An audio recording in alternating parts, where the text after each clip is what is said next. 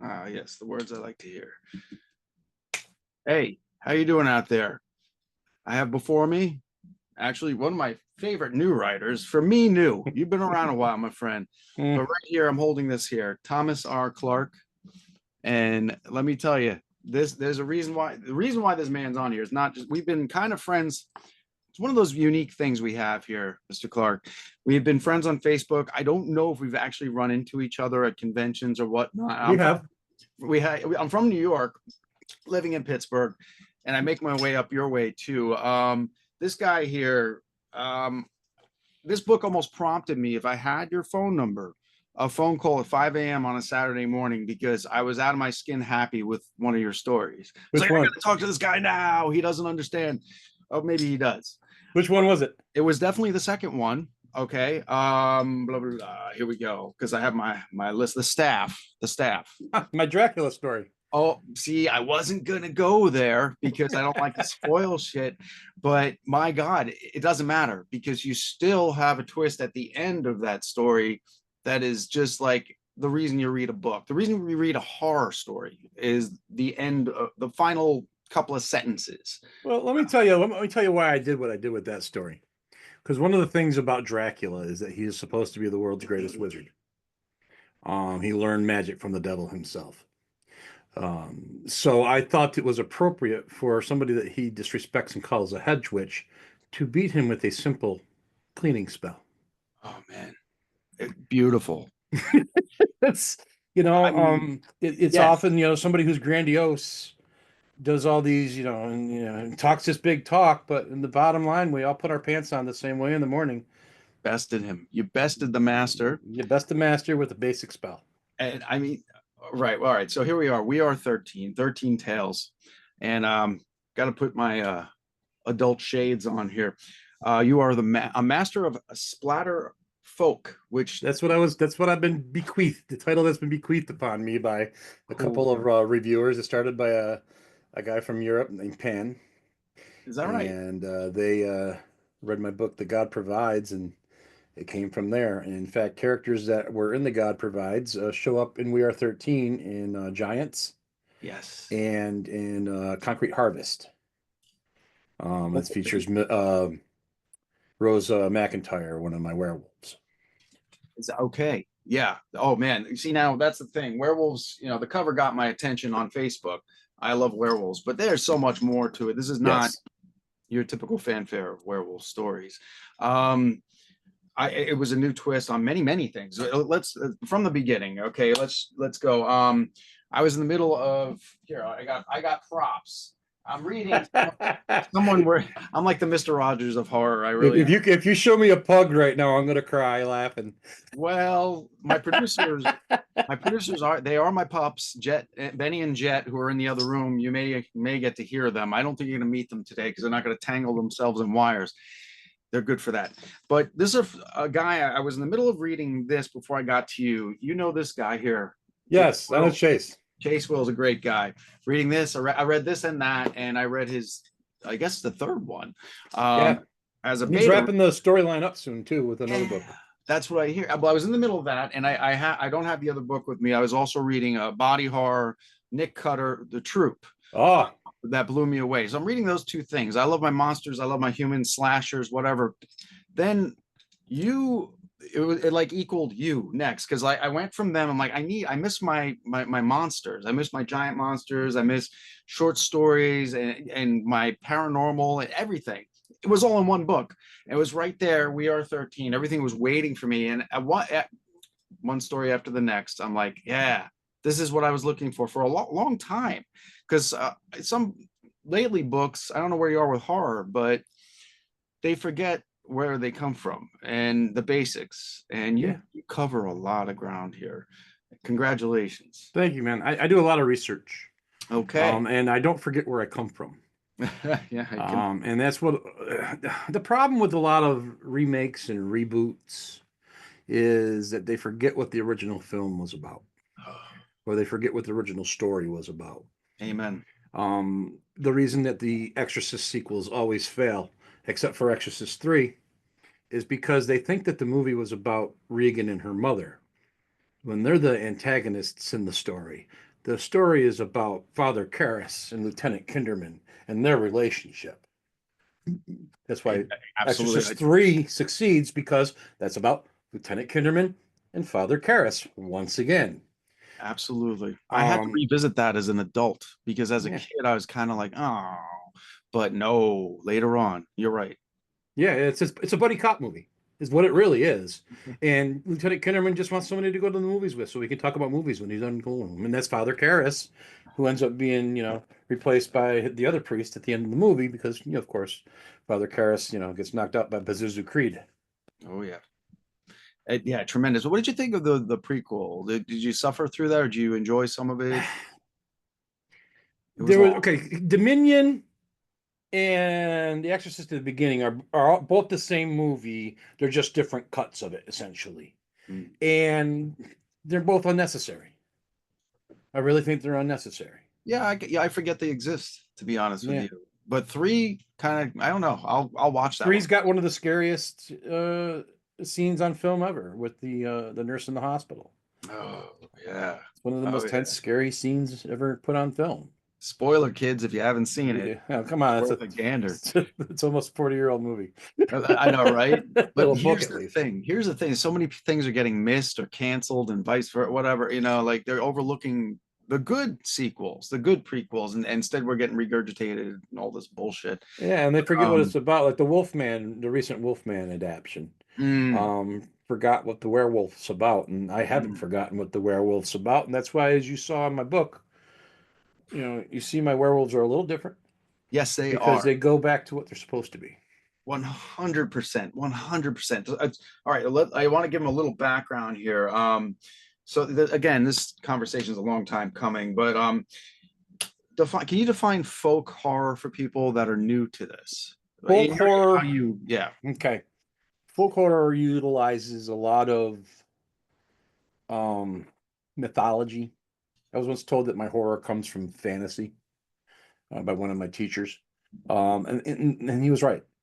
Did he do Uh, the forward? Was that who did the? Derek Cook, yes, I picked up on that. yeah, and so I embraced that. Uh, Urban fantasy is fine. If you want to call me an urban fantasy writer, I'll accept that. All right, but I'm more rural fantasy, and that's what makes it the folk. Oh yeah. If you've seen movies like The Wicker Man or The Blood on Satan's Claw, Yes. those films, it's a fight between Christianity and the old ways quite often.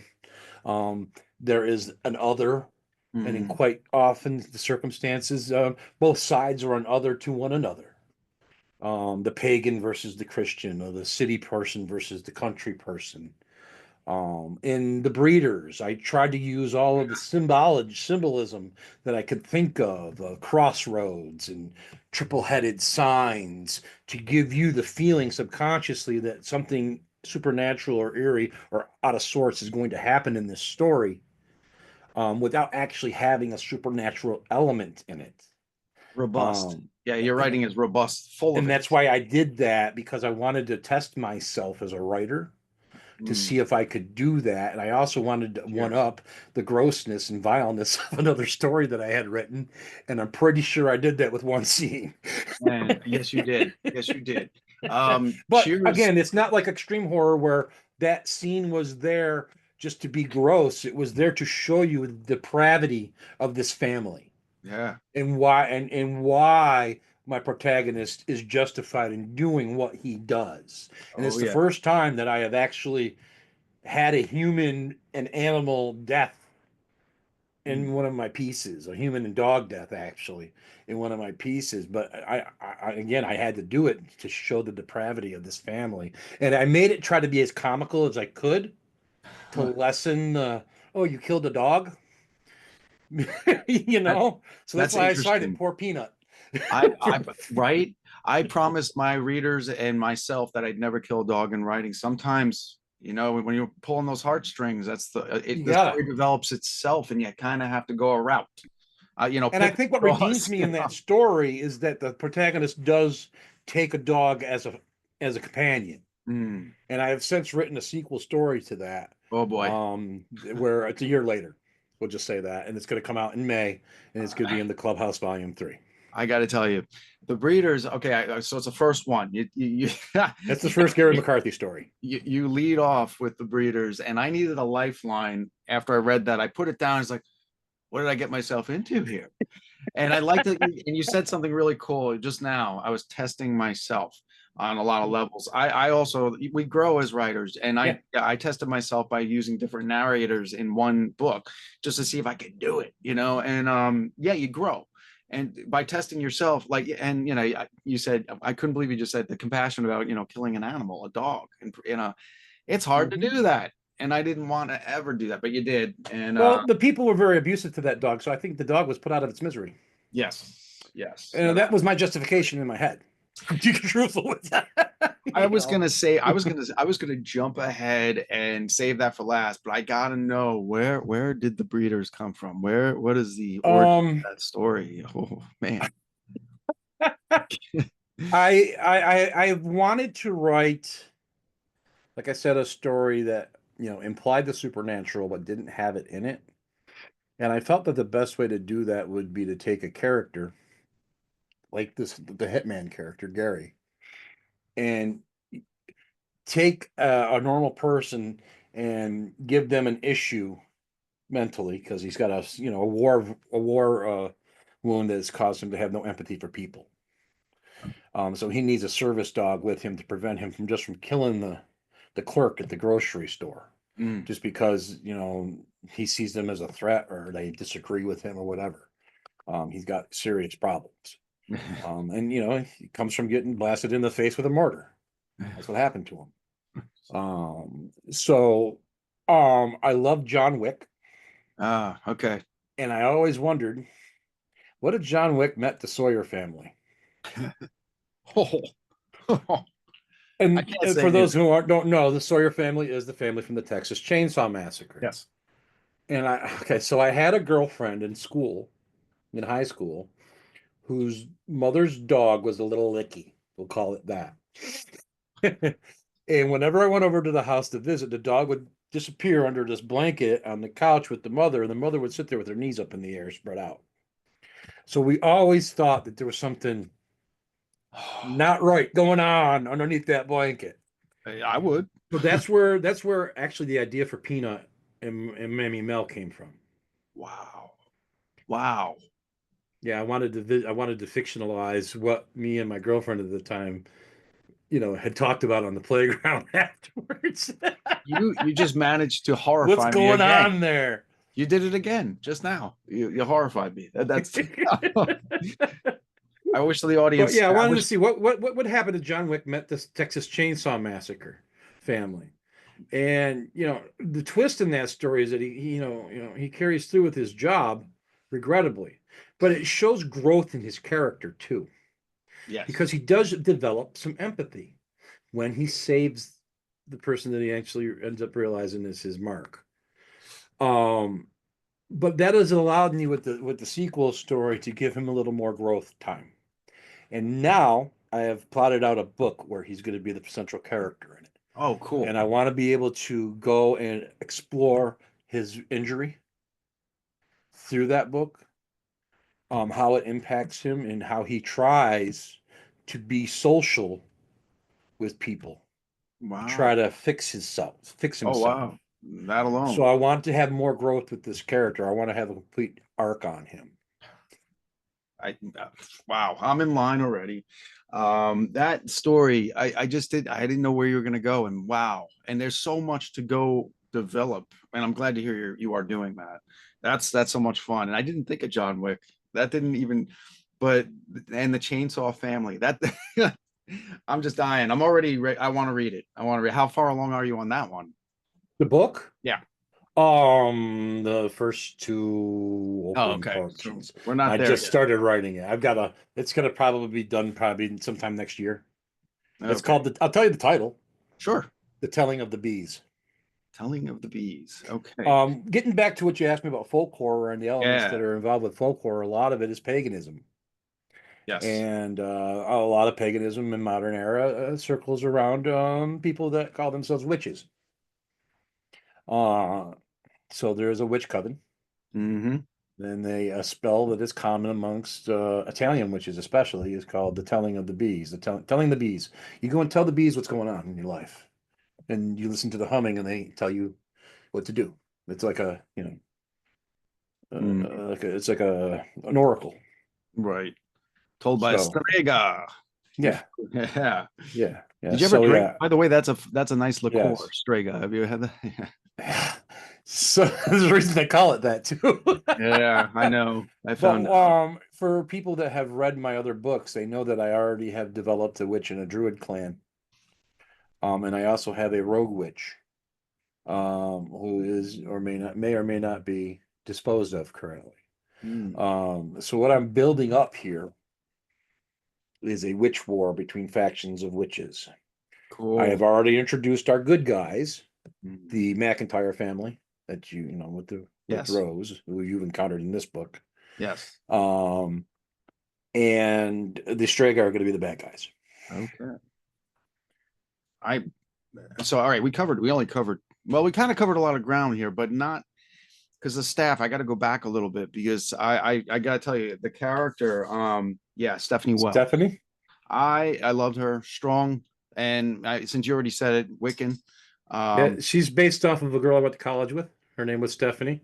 She was a witch girl that I went to college with when I first discovered splatterpunk horror.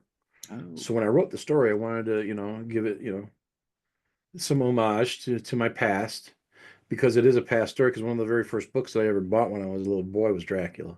My okay. mom and dad didn't think I was reading it, but guess what? Yeah. Those letters were creepy. Yes, very much so. I'm like, Totally this is a book of letters that people wrote to each other, right. not understanding what epistolary, storytelling was at that point. Genius, though. Yeah, because Amazing. here I am, I'm 9 years old, perusing through this well-written novel, Yeah. you know. How do you feel now? Along the lines of folk horror, do you put? I was inspired by Nathaniel Hawthorne and Young Goodman Brown. Would that be considered the one of the I don't know forefathers of folk horror? Does it come from that? I don't think so. Nathaniel Hawthorne's more ghost stories. Yeah, Folk horror American wise, especially in New York State where I live and yeah, where you're from. originally, Let's yeah, go to Washington Irving, yeah. Okay. in the Catskills. Cheers to the Catskills. You Yes. know, from Rumpelstiltskin, not Rumpelstiltskin, whatever his name is there, the guy that slept out, went bowling. Yeah. Um, Wasn't that? This is two episodes in a row that Rumpelstiltskin came up. I'm getting a little weirded out. no, Rumpelstiltskin's the Grimm's fairy tale guy. Yeah. But Johnny, who's the gosh, the guy in whatever, I can't remember his name. I, But yeah, I know that what you're talking about. and the Headless Horseman, Ichabod Oh, Crane. yeah, of course. Oh boy. Yeah. Anyway, we're both gonna kick each Ah, other. I that's the mean, problem with having you amass all this knowledge in your a head. library The in your head. mice put the information in the different brain cells, Yes, they and you troll forget through it. that you've got them there. Rip Van Winkle. Excuse me. There you go. Thank you. Yes, Rip yes, Van Winkle. yes. That's So that's awesome. folk horror. That's a folk. That's a folk fairy tale because that's all these really are. When we tell a horror story, we're just telling people what happens if you do the wrong thing. Well, listen, I like what you did too, and you combined a lot. I didn't want to give too much spoilers, but you kind of already did that. But just the idea of a witch beating at the story of the staff.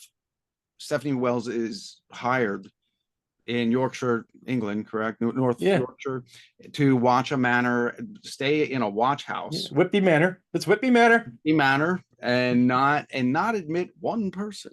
One And that person. would You be can't let them come in let one person in that, and they're only known as the master. And she's paid an because he is exorbitant the amount of master. cash. Yeah, and she's paid to do this. She may not have to work the rest of her life, and it's witch verse. Well, Which versus Dracula. yeah, and it doesn't matter if you know the ending because it's still freaking cool how it ends. I got the idea for that. Going on a trip to Scares That Care. Tim Oh, Murr nice. and I were in the car together. He was riding down with me. He's the head honcho behind St. Rooster Books. Talented writer. His wife Stephanie's a fantastic artist. And we were discussing different story ideas, and I said, "Man, wouldn't it be cool to tell a story about Dracula from his staff's point of view, from his wait staff's point of view?" Fantastic. Fantastic. Yes. And he says, "Write it." And I'm like, I say, "Oh, what would? Oh, yeah, they know he's a vampire. They don't want him coming back." You snuck that in there. Yeah. I, So I then was, had yeah, this priest for the past 70 years saying no every night to the guy, and then he dies because he's 70 years old. he was, So, yeah. What yeah, was they he, got to hire, 97 or something? He died yeah, at yeah, 97, but 90 years old. He was 90 something. So he they had made to it. hire somebody new, and they find a talented witch who's pretty resourceful. They hire her because she is resourceful. Changing of the guard, and she was definitely Yeah, yeah. Well, resourceful. he pulled out all the breaks. He pissed her off. He really did. Oh, wow. See, that's the thing. Yeah, don't tell him that. What he Yeah, does to invoke her anger. Whoa. But yeah, man, I literally did. Saturday morning, real early. I just have to be up. I read it, stood up, and I applauded the book. The book is, I got up like this. I'm like clapping to nobody in my living room. Dogs waking up. My wife's like, what the hell? It's 5 a.m. on a Sunday. People are nursing their hangovers, and I'm clapping to a book. Anyway, it was that good. So that got my attention. Thank I you. moved on from there. I kept going. And okay, so concrete harvest. Now Yeah. we got werewolf versus vampire in like a kind of a sorted uppity aristocratic class monster society in New York. Was Well, Manhattan? well, here's the Or thing. Rose McIntyre, as you find out in Giants, because she's also the werewolf in that story too. mm, Um, she is the youngest daughter of the McIntyre clan. Um, her sister is Erin. Erin's the uppity one. Rose is the granola chick. okay, right. All right. She wanted to explore the world, so she got a job down in New York City. So there's a little conflict between her and her mother because she doesn't like to come home all that often. And she keeps promising her mom that she'll come home more and more, even though it's only 5 hours away. But she likes it down there, especially since she doesn't have to be a werewolf unless she wants to be one, as you saw. Yes. And the only reason she's going to change is if she runs across a dirty Nazi freaking vampire, because my vampires are very evil. Yeah. You become a vampire in my world by doing an evil act, not by being bit by another vampire. Even Um, cooler, much yeah, cooler. because that's how Dracula became a vampire. He was Mhm. he was so evil that he became one. And Dracula's based off of Abertak anyway. Mhm. So, that was another evil man or dwarf, as the case could be, depends on which Irishman you talk to. Right. Yes. And, Oh, I love all your references too. Local references, Genesee beer, and oh my God, well, everything you you're. got to do that. You got Yeah. to do that. You put those little things in there so people are like, oh my God, burned dairy chocolate milk. Uh, Boom. It's in there. It's got to be. Because if I don't put the regional stuff in there, it's not regional. It could be any place. But I yeah, want it to be regional. I want people to know what we like here, what we eat, what we drink. absolutely, absolutely. And it adds believability to it because you have suspension of disbelief at that point because there's so much in there that you do believe and know about already. Yes, 100%. I love it. Yes, and you bring people right into it, and they're like, you start to wonder, did something like this happen? Are some of these based on real people? By the way, I should ask you, are any of these people you said already Yeah, they based are. on Most people you most of my know? characters are based on real people. Oh, really, most of them. That's Mhm. interesting. People that I Okay, know. Gary McCarthy is my friend Greg Young. very cool. That's fun. Greg It's is fun to do. he's a man of mixed ancestry, and he's a metalhead. And he's a wonderful person, and we bang our heads together. Yes, we Very, were even very we were metal. at Yes. Pantera Yeah. Well, together. The shirt yeah. you're wearing right Right there. there. Yeah. Got to show that off right Yeah. now. In fact, I just recently revealed to him that I based a character off of him, and he's like, "You really did?" I said, "Yes, I did, man." I'm in my representation phase right now. The past couple of years, my protagonists that I've been writing are not me. And the reason being is I feel that representation is very important to people because I've had my Luke Skywalkers and my Commander Adamas and Right. my Captain Kirks and my John Carters my whole life. and my Tarzans my whole life, you Yes. know, and my friends that are people of color, or possibly my friends that are Jewish by heritage, or my friends that are Asian, they haven't had all that much representation in the fiction that they like. So that's why Mhm. my characters are women, or they're people of color, people of Yeah. other different cultures, they're LGBTQ, um, because representation means a lot. And what that gives me as a writer is an opportunity to tell stories that have been told before from a different cultural or also a different social point of view, Absolutely. And which makes the story new. in the whole thing, now again, I gotta hold this up again here while I'm doing that. This thing right, this beast right here, folks. We are 13. We're talking to Thomas R. Clark. And what you do, something that I love about, and not it's not done enough. Maybe it's picking up now. Combining your stories, blending characters.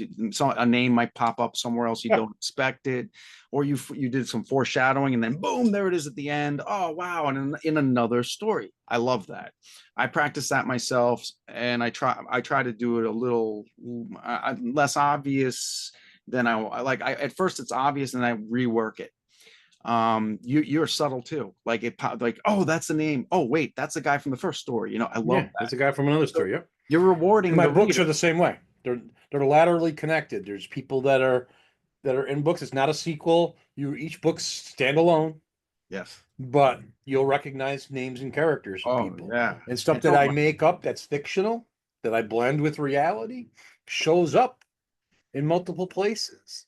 There's mm, a band that I reference in my yes. second book, Bella's Boys, Okay. that is the band that is in my third book, The Death List. And you That's so finally cool. realize, oh, that's a fake band. Hey, or well, because a lot of people don't know a lot of the old 80s music, so everybody was thinking, oh, maybe that's some obscure 80s song that I never heard that Tom liked. No, it was a fake one. I love it. You also hit on my childhood too, which is amazing. The Cardiff Giant. Giants. You're dealing with Civil War and slavery, and then I spent my Threw in the summers. Mormons just for good measure. Unbelievable. I spent my summers in Cooperstown. I have family there in the Catskills, and I went to the Farmers Museum to see the Cardiff Giant, supposedly. Yeah, Uh, all it is a giant statue of Abraham Lincoln with a giant wing. right, right. That's all it is. They covered that part. It was Well, a and the reason that they gave him a giant wang is because back in that era, if you were abnormally large in your endowment, they thought that you were stupid or ignorant, like a draft animal. Is that right? Yep, yep. Wow. Okay, that I did not. That's why all those ancient statues you see, everybody's got a small package. That you answered so much that I didn't want to know, but it's interesting to know. Yeah. That's insane. Okay, and I got this thing. I got to tell you, I've always been a fan of Burt I. Gordon and H.G. Wells. You combine the two, you get Food of the Gods Hmm. and Empire of the Ants, things like that. Leaving the Beaver. I love Leaving the Beaver. Leaving the Beaver is the Wicker Man, the trans version. Yes, yes, I yes. wanted to show how even people that are quote unquote liberal or lean left can also be ignorant still. Yep. Because I have many friends that are trans. I have relatives that are trans. I have my godson's trans. And I know one important thing. Number one, they don't want to be referred to as trans. They want to be referred to as the sex they identify as, which I will always do. Okay. And number two, we know there's a lot of incorrect perceptions out there based off of fetishism and propaganda, anti-trans propaganda. So I wanted to bring all that to the forefront in that story and talk about it in a horror story. Excuse me, with a happy ending, of course. Mhm. Because I don't want to, have my LGBTQ um protagonist being killed because what's the sense of having the representation for that character at that point then? There's so much to it, though. It's a monster story. It's a monster romp that I'd like to see Bird Eye Gordon do something with, if he could. But at the same time, there's so many little messages, just like you said, and things Hmm. in the middle. We get to know innocent Bree, who's like on hormonal prescriptions to control her transitioning, like you said. Hmm. and she has the anxiety of meeting her partner's family for the first time. That's enough stress. And it turns out that their partner's family Is is witches, but they're messed up in the head because they have a beaver god that they think's giving them prosperity. And the reason I chose a beaver for this is because the word castrate comes from castore, which is the Latin term for a beaver. They thought that beavers would gnaw off their genitals to escape from predators, when all they were doing was opening their scent sac. wow. And their scent smells like vanilla. That's why beaver fur was so in demand, because its wild smell was refreshing and smelled like vanilla. So that's part of the symbolism that's in this, because when a person's going through a transition, especially male to female, there is castration involved. It's to some extent. So I wanted hat to be recognized. If you noticed that there was a hot dog cart there and a taco cart there, those were both references to sexual organs. All of that was there to subconsciously lay things in your head so you understood the message that I was trying to get across. Absolutely, tongue in cheek, but at the same time, there's a message and it's deep. There's so much going on in these short stories. I mean, and I blew through this book and I enjoyed every minute, but I'm like, I got to go back because it's saturated with the symbolism, and you just schooled me on the beaver. I thought I had to learn about. That's the one thing about writing fiction is you do research, and this isn't QAnon. Do your research.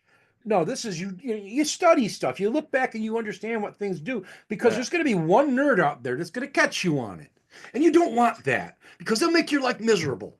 Right. All right, and I don't want to be made miserable by a nerd, because I'm a nerd myself, and I don't want to make anybody miserable. Okay. Yes, I do get that. So I make sure I got my T's crossed and my I's dotted before I put it on the paper. You have worked conventions, many I know, and you've come across the guy that comes to your table that wants to point out everything that he thought he made up or you are stealing. Oh, I've had that guy too. Yeah, he's always there. Atlantic City, I know where this one. What a pain in the ass. It's like, no, this is all kind of original stuff, but you run into that. And so, yeah, like you said, you want to be ready. Yeah. So, I mean, what have you run into in that? It's something else. It sounds like I had one guy that was a peer of mine out here. And he started saying that, Hollywood was stealing his ideas, and he saw the title of one of my books and said that I stole one of his ideas from his head. Whoa. Okay. Then he put out an AI book with an AI cover on it. Oh, boo. Boo. People are lunatics, man. Yeah, they are. They are. I can't put my grandkids on my Facebook because of that. I'm with you on that. I have an example of that here. If you just bear with me for a moment. Let me see. Oh, yeah, here we go. Okay, yes, here we go. I ran into that. My first outing, I had a 4-issue comic series, and I could see where the kid's coming from, but clearly this is a luchador. You see this? Yeah. WZWA, World Zombie Wrestling Association. Who do you think he said? He came up and said, you ripped off. Do you recognize that cover? What that could be? And it's not. It's a zombie with a luchador mask on. He immediately said, "Oh God, what is the guy? Stallone was in the movie. Oh man, what is that movie? Anthrax does a song. See, I don't even know. Oh, I'm a Man, Judge Dredd. Judge Dredd. Yeah, they said you ripped off Judge Dredd. You could talk to my wrestling artist about that. He's standing over there. Mask. That's not a judge's helmet. That's not Judge Dredd, man. But yeah, you run into that. So you have to have your artillery. So you ran into that. You were stealing from someone's head. I was stealing from somebody's head. Dude, people like, you know what? You're a lunatic. Yes. All right, go away. So you like your monsters. That is clear. And Beaver was an interesting choice. But dude, I got to sum this up right here. Okay, so there's a ritual, pontoon boats, a party in Coven, a band called the Custom Trailer Band, who you follow. So the Custom Trailer Band is actually my friend Chris's band, the Custom Tailor Band. They're real. They're real. And they show up later too, which I love. Yep. Okay, yeah, because they're also in Hearts Alone. Oh, okay. Yes, I know that's them. I was just couldn't remember the title of Yep. the story. And yeah, I felt kind of bad reading that because I did like the Yeah. band. I was hoping to hear more of their music, and it seemed Yeah. it may not happen anytime soon. Morgan's left. I Morgan was and his oh, girl see, I left. wasn't gonna see, I was gonna do my typical not all of them die, folks. And here's the author spoiling it. As long So as it that story actually was much longer at one point, okay. and it was called She Takes. And I sent it to a friend to proofread it, beta read it, and he hit me back a message that said, She takes patience. So I slimmed it down and I took a lot of it out. And one of the unique things about that story is that all the dialogue while they're playing euchre Yeah. is Yeah. from, and because you're from Western New York, you understand Uh what euchre is. yes, Well, and we'll get to also that in a second. they do that here too. Yeah, they do. Are you in Pittsburgh, yeah. Ohio? I went to Slippery Rock, and that euchre was the game to play. Oh, God, it is the game of kings. I'm sorry, it is. Right? Well, we'll get to that more. We'll talk about euchre after I'm done explaining this I'm here. just gonna say All right. So there was a lot of drunk kings. all of the dialogue that's in the euchre game, and some of the dialogue, while they're sitting at the fire before the goddess arises, Oh is yeah. from a book that me and my friends used to have called the Book of Quotes from the times before we had the internet. When we'd be Oh, playing cards or something, if somebody said something really cool or funny, we would write it in the Book of Quotes. So I still have that book. And I that's said, you know awesome. what? I want to challenge myself on writing dialogue. So I took the Book of Quotes and I put that as the dialogue for the story. Huh. Now, that being said,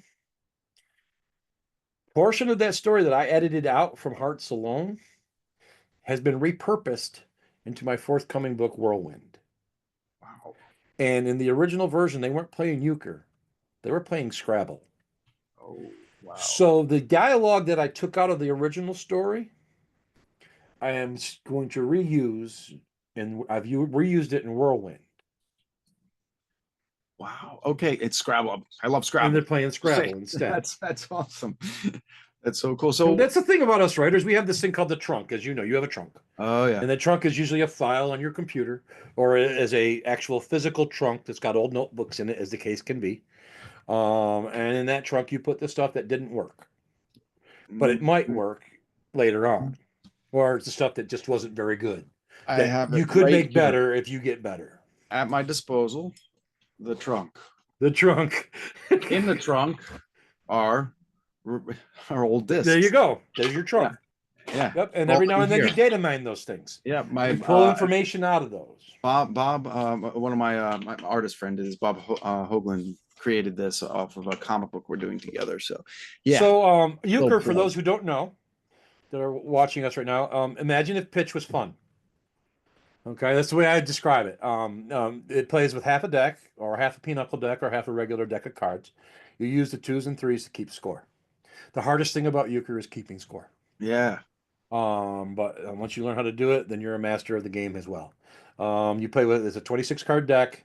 You play with teams. There's two people on a team, and the object when you call a suit trump is that you and your team are going to pull three tricks. When you call that suit trump, the jack of that suit becomes the highest card. The second highest card is the jack of the corresponding color. And then you go ace, king, queen, 10, 9.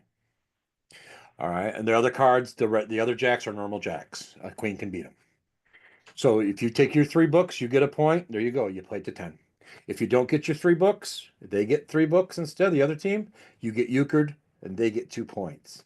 If your hand is so good when you get it that you think you can take all the books by yourself, you say you're going alone. If you do get all the books, you get 4 points. You're bringing it all back. That's Wow. euchre. Yeah. It's a fantastic fast-paced game and you can play it for money. And I've made a lot of money off of that game Oh. because the crossboarding's illegal. Crossboarding's illegal unless if you don't get caught, it's not illegal. And people that are experienced euchre players have tells that they can give to their partners. And it doesn't matter if you have random teams, people still know those tells, so you can communicate with your opponent, with your partner silently. I've witnessed this. Yeah. Yeah, it's All right. it's an all new language. People tap their cards a Oh my certain God. way. You're like tapping two cards. It tells you how many non-suits you have. You know, little tricks. It's unbelievable. But yes, that's wild. So you're gonna wait. Are there gonna be more card games in your upcoming books that I'm gonna see, or do you stick I into can your? neither confirm nor deny that Yuka will Okay. be in another book soon that I can't talk about right now because I have an NDA on it. Okay. Well, wait. Yeah, I have. Little old me's got an NDA on something right now. Hmm. It's Okay. messed up. I never thought I'd have one of those, but I do. That's all right. Hey, I want to know, geez, where did you come up when you did the? There's so much I want to ask you here. With the band showing up later on, I don't want to trample over They your. were always the band in that story. Yeah, okay. They were always the band in the Leaving the Beaver. No, they were always the band in the other story. The Okay. reason they're the band in the Leaving the Beaver story is because the actual real band was the band at the event that that story was based on. Right. Yeah. Which I enjoyed. I love that. I The love story was based on my friend Jim, the drummer of my old band. Him and his family own an island in the St. Lawrence River area. And we went up there for their annual clam bake one year. And Chris's band was asked to play at it. So Chris's band played. We got all drunk. And on our Mhm. way back, Jim's dad was driving the pontoon boat, and all us fat people On a sat in the pontoon. front of the boat. And it started going into the water. And Dan goes, "That's not supposed to happen." As coolers are starting to float and people are running to the back of the pontoon boat. But during Whoopsie. the day while we were there was a beaver incident at the docks, Of and course. Dan was tired of the beavers attacking and chewing his dock mooring posts. So he had duct taped a filleting knife to the end of a broomstick, and he Oh was my God. stabbing it in the water, trying to make the beaver leave. Oh And my I recreated part of that in that story. Yes, you did. Oh my And in God. Hearts Alone, they reference that. Unbelievable. All right, so this is more real than I thought. A lot of this. A Yeah, lot we of this. bleed on our sleeves. We write what we know. Oh yeah, I you're just right. fictionalize stuff that happened. It's like you don't know how to answer somebody when they're like, "Is this based on a real person?" And I have to say, I say no all the time, but then I think about it, like it's three different people in one. Sometimes, I'm sure you do that, Yeah. or are they I always manipulate one people person? together. Okay, I've you kind of manipulated. Bad boogeyman. I love that story. That's one of my Oh my favorite stories God. I've ever written. I applaud you for that. That is a whole different perspective. I haven't read anything with a perspective and the pacing that you had since Clive Barker's earlier days. Um, Now totally. that was a heavy compliment there, dude. I don't know what to do about that one. You compare It, me to the master. No, no, you can't do that. it brought me back to that, Thank you. and the visuals and everything, dreamscape kind of. You're getting into the mind of a toddler. That was inspired by Epic Illustrated. I'm not familiar. Epic The Illustrated. 80s Marvel imprint that was their Oh, magazine wow. to answer Okay. heavy metal. Wow. And in Yes. one of the very first issues I ever got of that, there was a reincarnation story of a woman who was driving home after being sexually abused. She was driving home from being raped, and she gets in a car accident because she's so distraught and crying. She doesn't pay attention to the road and she hits a truck head on. And then it has her going through this dreamscape, and she ends up being hatching out of an egg as a chicken. It's a reincarnation story. Oh, okay. Yeah. So that visuals from that had stuck with me for years. And I wanted to write a boogeyman story about, the boogeyman in the closet, but I wanted to twist it on its head. Mm, And I was like, ooh, crib death. mm, That's the boogeyman getting the kids. That's what that is. right. But let's make it something different. Maybe the boogeyman's not really coming for the kids. Maybe the boogeyman's really coming for the parents. Right, right. That's very much like they, Wes Craven's they. Mm-hmm. Wait till they get older, then you come get them. Because they're bigger and tastier.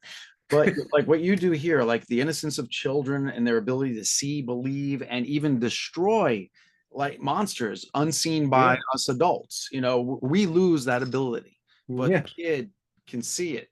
And Skinamarink. Skinamarink is a great example of that. The movie on Shudder. I Yeah, know it well. yeah, yeah. To who, if you like it, you like it. If you don't, you don't, and that's fine. You don't have to like it. You don't have to dislike it. The fact remains is that it is an accurate representation of a semi-lucid dream that a child would have. Mm, And I have had those semi-lucid dreams. yes. And sometimes they're impacted by your environment. Like my parents were fighting one night, and I thought somebody was going to try to take me from them because I was too young to understand what was going on. So That's an your amazing mind makes perspective shit on up. that. That's an amazing perspective on that. That's Yeah. true. And That's that's true. what Bad Boogeyman was meant to be. I never looked at anything that way, but you're right. Through the eyes of a child, what they're seeing, what the outcome of their parents fighting or somebody knocking on the door that shouldn't be there or something, how they look at it. Yeah. I didn't think about that when I watched that the first two Yeah. times. I want to So watch it this a third kid makes time. the ultimate sacrifice to save its parents. Oh my God. It's yeah. I'm just glad you said it. I don't like giving away spoilers, but all No my spoiler, read the story. You'll enjoy it. yeah, they're not going to remember the amount of stuff you're throwing out there, and reading it is the reward. You're right. Oh, that story, man. So that came from that movie, that the Yeah, idea. that magazine that came from that Epic Illustrated. Man, Epic's very, very influential on me. Especially the P. Craig Russell, Elric of Melbourne adaptions that he did in that. The visuals and whatnot that I saw from that, just mind blowing. it is And they amazing. heavily influenced me. Just a visual or a memory can invoke a whole story sometimes that you want to Hmm. share with people.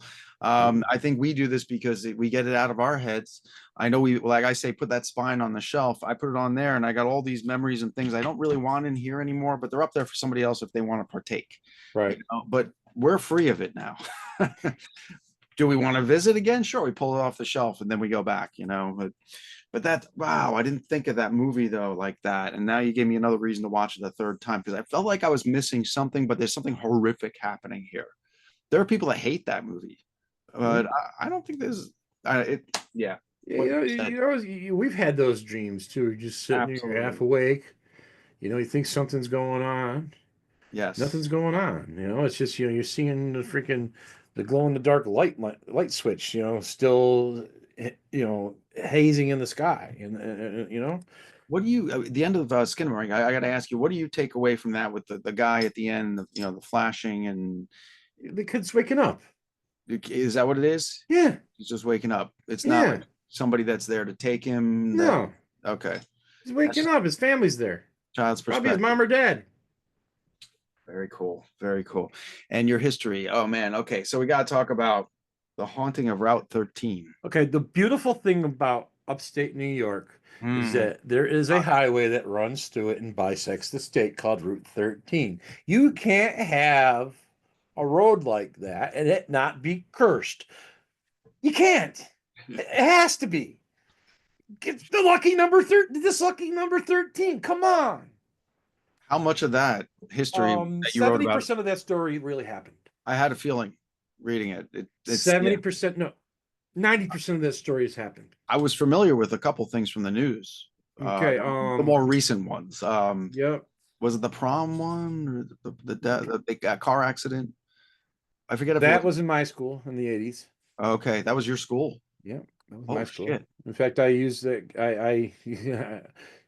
He's a big villain in my stories sometimes. The Mm. guy that drove that car. I used his name a lot It because was he's a an rough asshole. story. I just saw it on the news and never thought I'd be revisiting it like this. Yeah. But so he was a real villain. Yeah.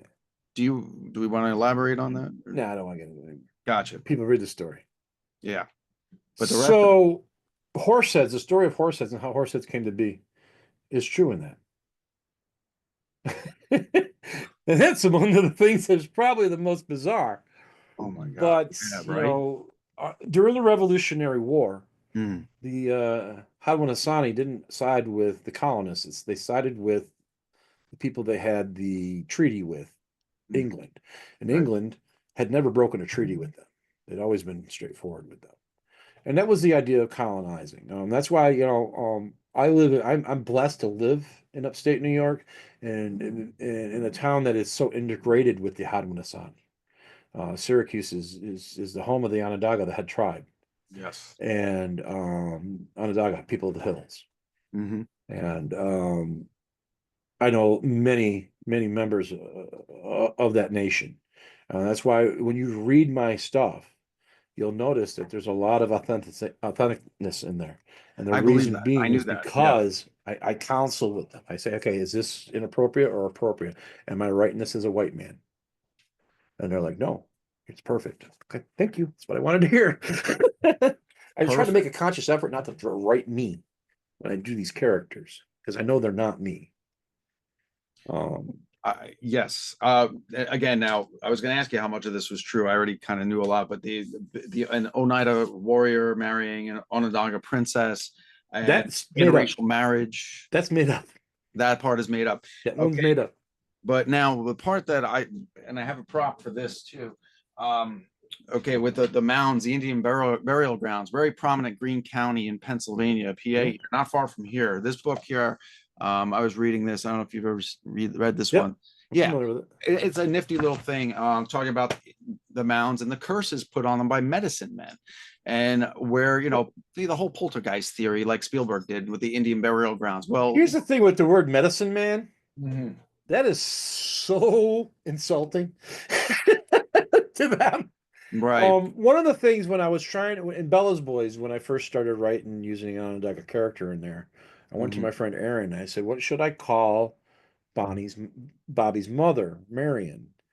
Because she's like the wise woman of this area." And he's like, "Just call her mother. That's what she is. Mm. She's grandmother. We don't call them wise woman or the shaman. Their grandfather or grandmother." Okay. I ran with that ball and I've used it ever since. And it adds the authenticity of it.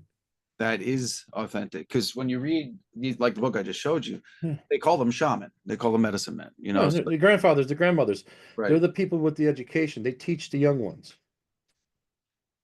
That's amazing to me, though. I'm glad to hear you do your research like that. That's so awesome. So you get their blessing when you do that. Yeah. Now, again, the haunting of Route 13. Um, Even the 70%. snowmobile accident in that actually happened too. Yeah. That's Oh, my friend Christine's was got married, and on her wedding night, they went on a snowmobile adventure, and he got killed, damn it. Well, that's okay. decapitated by barbed wire in a cornfield. That did not expect that when I was reading it, and then wow. And so that one is that's true. That really happened. Wow. Okay. Well, okay. You blew me away with that. So yeah, so that one you do deal with a lot of reality and local folk A lot of horror, local lore. and the history. One of your now when you do a book, you're pursuing a full book on that. How much research are you doing to get your background? Well, I guess PC. A lot of it I already know. You just know You write what you know, and then you just double check to make sure you're not, your stepping on mind's not somebody. making something up, because our minds tend to do that. That's what Mandela effects come from. The mice misfile something. Yeah, yes, yes, you're right. You're right. A lot of this, like when I was reading that one, it was like it rang so many bells, and and it was news that that I read. I'm like, oh, geez, somebody. And again, calling back to the Catskills and going to the Cardiff Giant, and I when I was a kid, I knew it wasn't real, Yeah, but why not? Maybe there was something at some yeah. time. Cardiff's 20 minutes down the road from me. Is it? Yeah. Have you been to Cooperstown? No. Yeah. You went to the Farmers Museum there and all that? Yeah. I've been there. Lake Otsego is beautiful, by the way. Yeah. And that All the brings Finger me, Lakes are. All the lakes oh in man, in the Appalachian are. That's the Allegheny Plateau.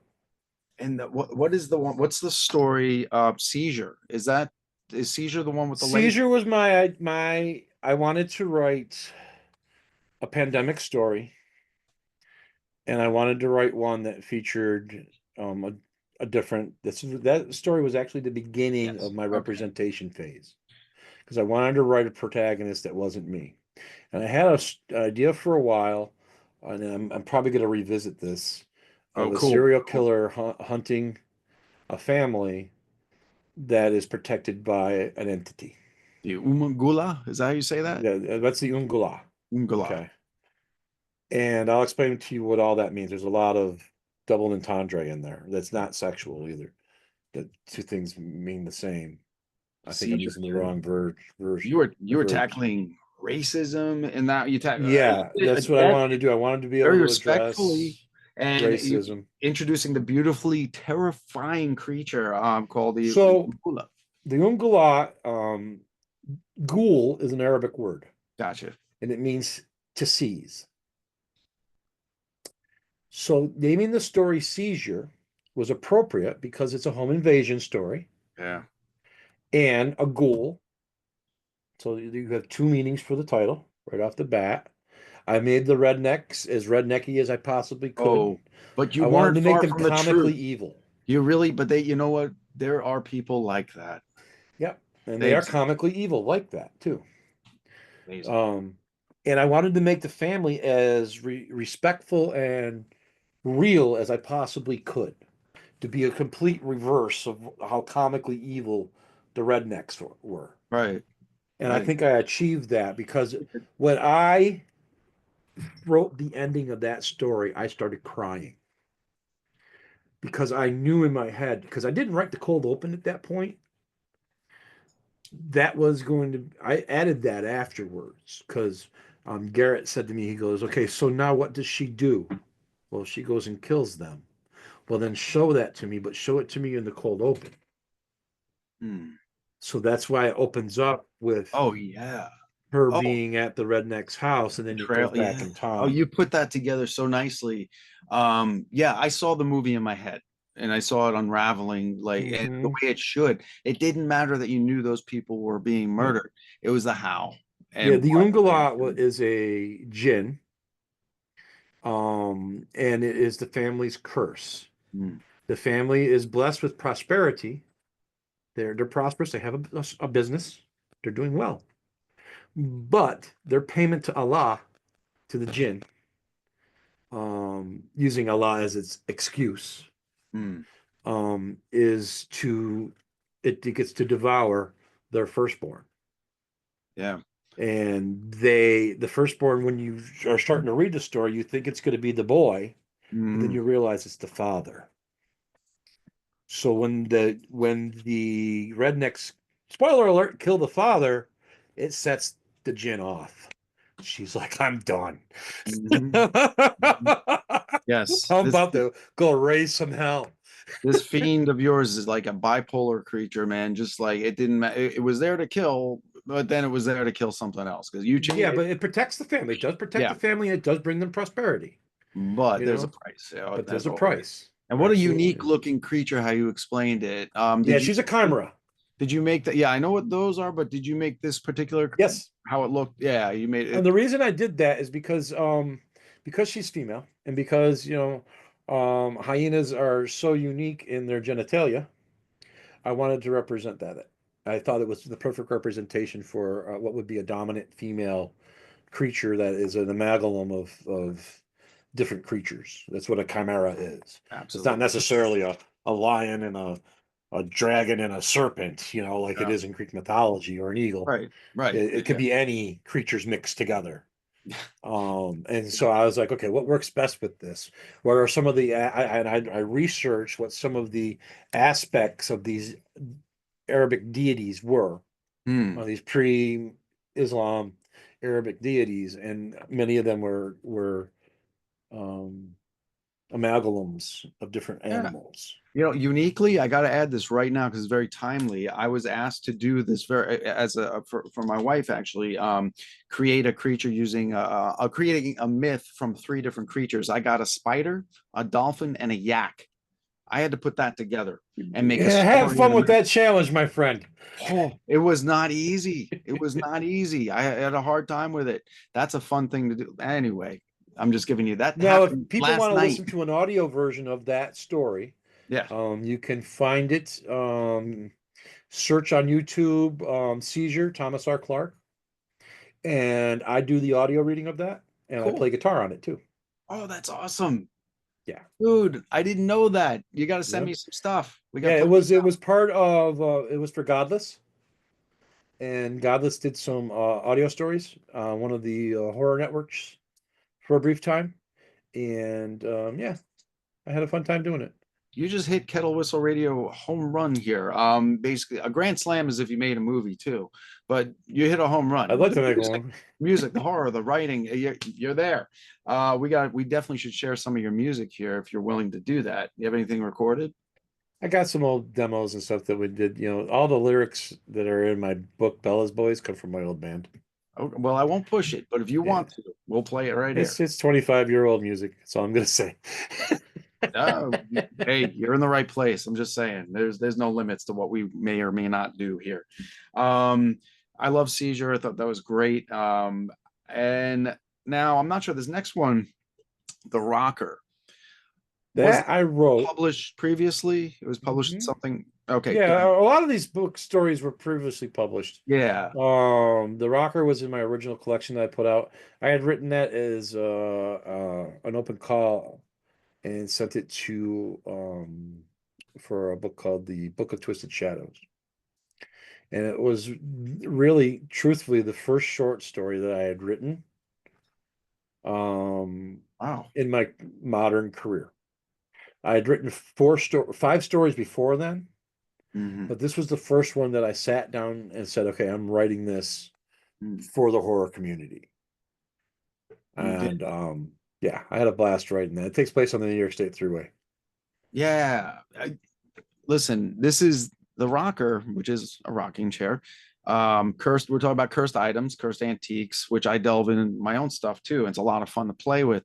But it's so believable. But I gotta ask you, first of all, this is a Twilight Zone they wish they had made this episode. They wish they had done this one, but they didn't. I However, think that antique shop might show up again in the piece. I don't I know. hope I so. like that. I like the shopkeeper. Well, here we go. That's the question. Man, okay, you nailed it. I never Because get he's to got ethics. I He's got never get ethics. yeah, the ethics. I'm asking you straight out. Is he evil or is he sorting things out to even out the herd? I mean, or is he just evil? He knew that she was a Uh, bad person. So he's if uh, some bad person wants a cursed item, he's gonna let him have it. He okay. made that he made sure that pregnant woman didn't sit in it at the end. Yeah, you're right. That's right. That's right. So he isn't evil. Okay. No. He just No. okay, basically if you want it, you can buy it if you feel that it fits your needs. And there you go. Okay. Yep. The Rocker's badass. That was fun too. Dude, everything in this book is ridiculously good and so much fun. It was just like everything I was looking for in a book all at once, which is really hard to say or achieve. When you finish writing it, where you're like, yep, I did it. Well, these stories have been out for a while. I curated them. I'm sure. You know, and yeah, I when I originally put out my collections, I just put all my stories that I had together in there, and I realized that it was unbalanced. They weren't the same genre. So Hmm. the year before last, I put out Immoral Dilemmas, which is all my splatterpunk stories that I had written up that point that were pretty decent, and that got some good attention and some good reviews. And this is the folk horror version of that. It's all my folk horror stories. Next year, I'm going to be doing all my cosmic horror / science fiction stories Ooh, in a nice. collection. I look forward to that. Now you don't I'm skipping around, folks. You have to deal with it. This is a book of 13 stories. It's very rich, and this I don't care what you like. There's something in this for you. But the ending, I wrote this down because I didn't want to forget this. All right, so yeah, Mon Mot Le Mort. Basically, Yeah, it's my version of Duel. yeah, I was just gonna say, and right here, I have it written down. You end our quest with a Steven Spielberg-esque dual road story meets Sleepy Hollow, Yep. and a righteous callback to the first story as well. And of course, all the places, the tunnels, the truck stop, the cops, all very familiar to me. Yeah, and that all that was true except for the trucker Okay, well, and the death. yeah, I went on a trip to Washington D.C. once, okay. and going through Pennsylvania, me and the guy I was riding with, we were stuck in traffic in 100-degree weather with no air conditioner, and a meat truck had spilled its Oh man, contents across the highway, meat. and it stank to high heaven. That's horrible. So we were stuck in that for a few hours, and then on the way home, I got pulled over for doing 90 and a Okay, 55. of course you did. Of course you did. Oh man, you almost doubled it. That's not great. Yeah, but did you notice though, like the woman's name was Sharon? I did. Oh, okay. Now I get you. Okay. Now you get it. I can Yep. see you and Yeah. raise you He one. was I can dealing raise with you death the one. entire time. That's why it's a loop. Give you a snowshoe. Are you familiar with snowshoe? We'll just I say, don't know. well, there's a stop sign in my name that was definitely put there in Snowshoe, PA, because I did very much the same thing you did going downhill. Couldn't help it. Ooh. Faith No More came on, and it happened to be surprise, you're dead. Hit the pedal to the metal, thrash metal, all the way down, and they got me. So hence there was a stop sign in my name because they got me for some dough in Snowshoe. Yeah. What kind of music do you listen to when you write this stuff? Well, a lot of folk music or John Carpenter's Lost Themes. I like those. Nice. Sean James, I like him. I listen to him when I'm writing. I listen to acoustic music while I'm writing typically. Very cool. Okay. And so it gives you the vibe, or do you? Yeah, songs and music and stuff that gets me in the mood. Well, let's get to know you a little bit more here. Favorite horror movie? It could be more than one, but I hit everybody up. Well, now it's Sinners. What's that? Sinners. Okay. That's your favorite. That movie's no joke, man. That I've movie's been the hearing hype this. is real. I've been hearing this. I've seen it 3 times. Oh my God. And I was going to ask Fantastic. you, if you could recommend anything right now, because I'm That's in a it. slump. I saw Thunderbolts today. That's fantastic too. I knew you were doing But that. Yeah, yeah, Thunderbolts was it- good. I yeah. had the comic book series. Is it Yeah. true form, true to the comics? Do they go Well, about no, not really. Not it's really. better? No, spoiler alert, New Avengers. Oh, There you go. okay. That's what the asterisk is. So, yeah. Sinners is my favorite horror movie right now. I also love The Endless. The Moorhead and Benson film. Okay. If you haven't seen that, it is a cosmic horror delight. Where do They're I like find that? anywhere. They're the guys that did Daredevil Born Again, Oh, okay. and they did Loki season 2, Moon Knight. But their movies are fantastic. They are cosmic horror, lo-fi. Okay. I didn't know you were such a comic book guy too. Yeah. Yeah. Were you a horror comic book guy as well in the Yeah, 80s? I like Werewolf by Night and Tomb of Dracula. Yeah, and eerie and creepy. I like to buy the independent horrors because they were Hmm. like back then it was like, Tales from Terror and Yeah, Weird War from DC. I like that a lot back in the yeah. day. Dead of Night. I have the whole series of Dead of Night in DC. Yeah. Just it's classic stuff.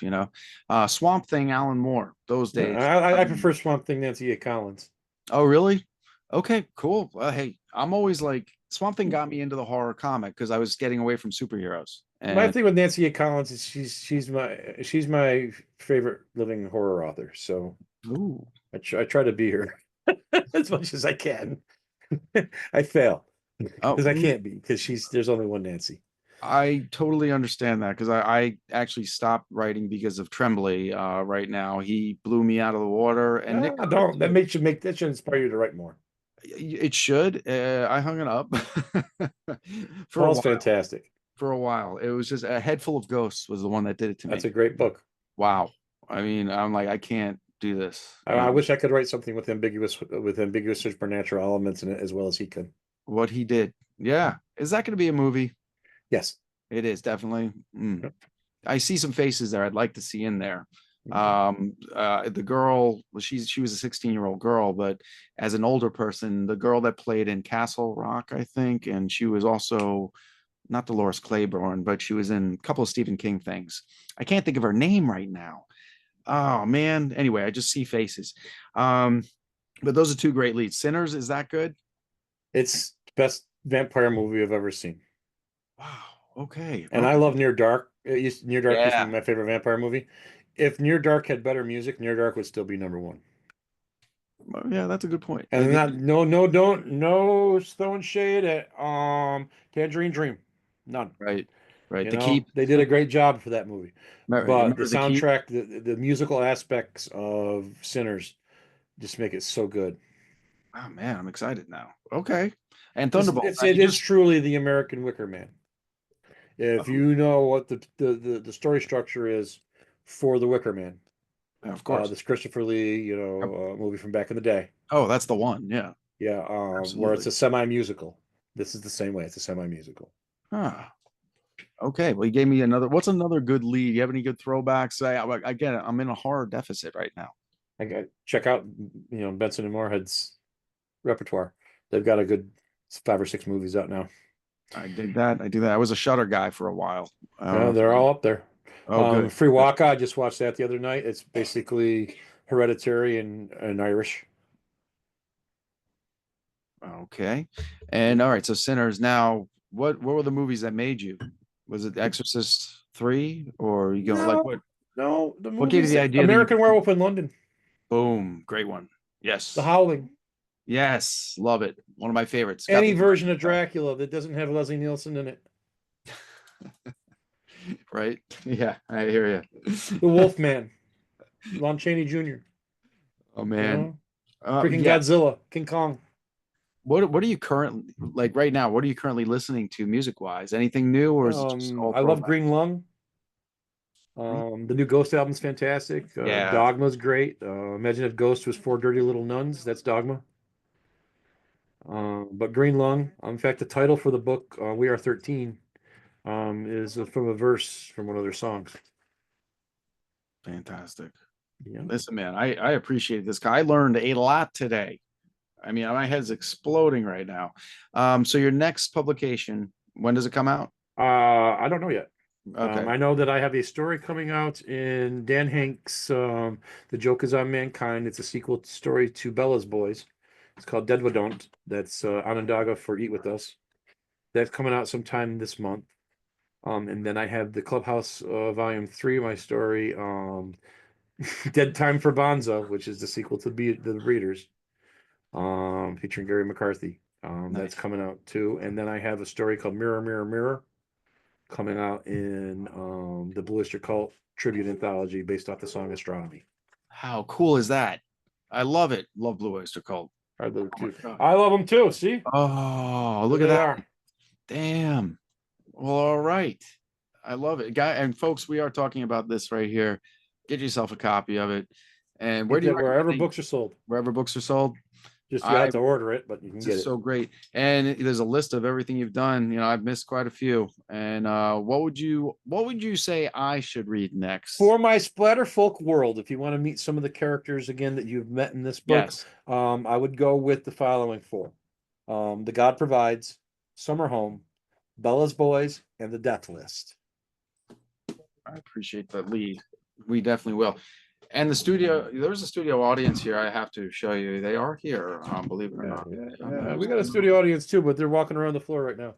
Yeah, they're down here somewhere. There's a couple of them roaming around, but I yeah, saw a cat in the background earlier.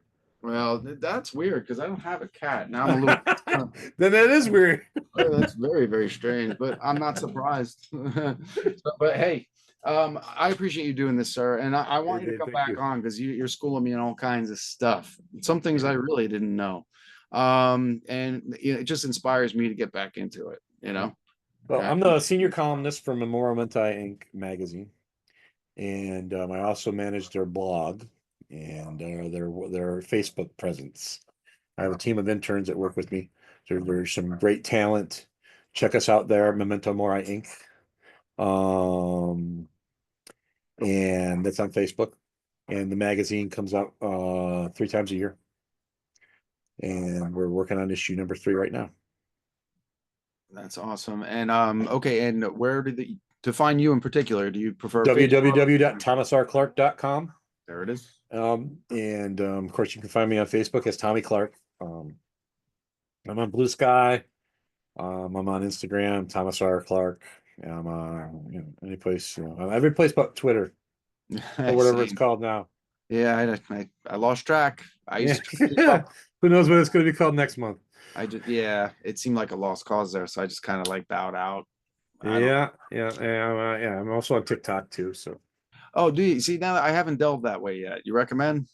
yeah, I watch videos there. It's fun. Yeah. See, it's I'm overwhelmed by it. I guess I'm too old school for my own good. Yeah, me too. Sometimes I think. But that's we're busy. We got to write stuff, and Mhm. you've gotten me. Maybe you're the sole purpose. Maybe you're the one that's going to get me to get back in the ring. Yeah, hopefully. Yeah. I've inspired some of my friends to do things. My buddy Matt made a movie called Creeping Death because of me. So there you go.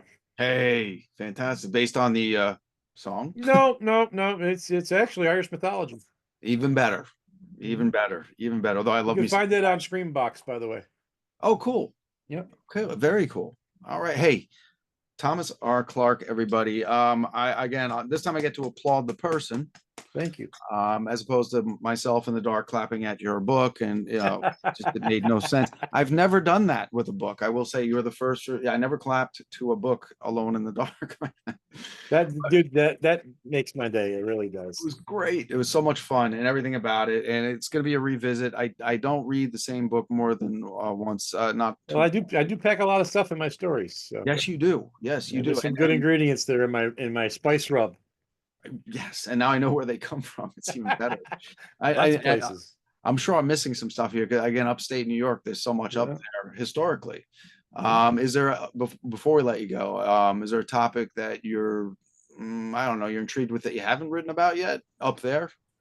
Oh, the Loomis gang Mm, and the Oneida Silversmiths eugenics cult. whoa, The Loomis gang was our Old West bank robbers and mobsters back in the day, in the mid 1800s, going into the 1900s. In fact, their stigma stuck around so long that there was a Loomis girl that went to school with us that we were forbidden to talk to. wow. And then the Oneida Silversmiths, who had the Oneida Limited, and they supplied all the silverware to the airlines before 9/11. They had a eugenics cult, and their campground was near my house where I lived, and they had armed guards on the camp. If you know anything about eugenics, you know they're crazy. Yeah, they're the reason we have breakfast cereal. Okay, that's all I'm going to say because breakfast cereal is a substitution for sex. Oh no. Yeah. I just like Rice Krispies. Can't I just like Yeah, I actually I'm a cornflakes guy. the That's probably the first Kellogg's guy was no. nuts, man. Oh, I know about that. And Millville, yeah, that whole bit, was it Post versus Kellogg's? That's a great Yeah, little documentary. yeah, Probably not the route you're yeah. going. But eugenics is crazy. Dude, David, thanks. thank you for having me, man. This was great. This is great. I appreciate it. And folks, all the episodes, as you know, at fairlydarkproductions.com.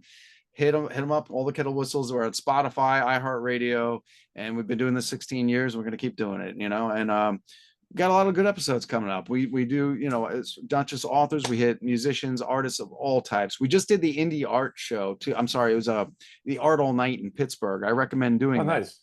Yeah, it's worth the trip. They do it for I guess 2 nights straight, and there's bands and stuff. But the art, I posted on my Facebook page. Cool stuff, cool stuff, and a lot of people showed up. I like that too. Oh, dude, I should tell you this. I'm going to be in Marionville at the Bigfoot Fest. That's Oh, really? yeah. Do you go to that? It's up No, your I don't. way, more northern PA, but Yeah. no. Well, Well, if I you got to tell my buddy Rich about that because he's a big Bigfoot guy. it's a big one. Literally. Yeah, Bigfoot in Marionville, which I am not familiar with the place, but we're booked there, and I'm going to be there with Christine Soltis of Soltis Night Sky Productions. She's another writer, fantastic. And then I'm going to be in Point Pleasant for the Mothman Festival. We got a table. Oh, nice. Fantastic. Well, that's a great show. I hope to see you at one of Cryptids those. everywhere, man. Is there any way that you would be making any of those, either of those? I don't think I'm going to be able to this year. I'm booked. I'm going to Killer Con in August, and I got to Uh-huh. go down to Killer Pride in September for Scares That Care.